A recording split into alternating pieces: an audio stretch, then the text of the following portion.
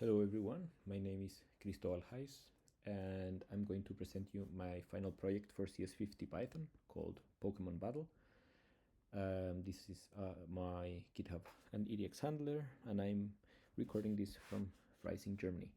So basically my project, it's a command line game based on Pokemon battles, and we can take a look maybe to the game itself directly.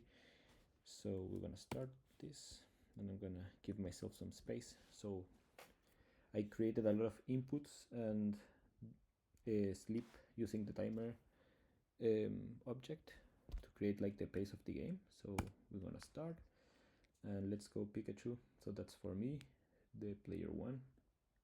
So my Pokemon is presented, then we get my opponent's Pokemon, which is Bulbasaur. These are each is static, the Pokemons that they have, but which ones are chosen, it's random. So here we can see the stats, and I have to choose my technique. So I will choose, for example, Thunderbolt. It may land or not because it has some percentage. So this time it landed, it did 10% damage. So then we can continue, and now it will be time for Bulbasaur. Pine Whip, and the attack missed. So basically we have some percentages. For instance, this can land 70% of the time, I guess, something like this. The attacks are factored in the level of the Pokemon. So each Pokemon has a level, and that will make more or less damage for the same attack. And also the type of the Pokemon. So here he died, or fainted, sorry. So I'm gonna continue. Now it's time for Squirrel, which is a terrible matchup for Pikachu. So probably you will see it's a very effective if my attack lands. So he did a tackle, that's fine. He's a strong one, so he just makes 6 points damage. So I will continue with a Thunderbolt. Let's see if that lands.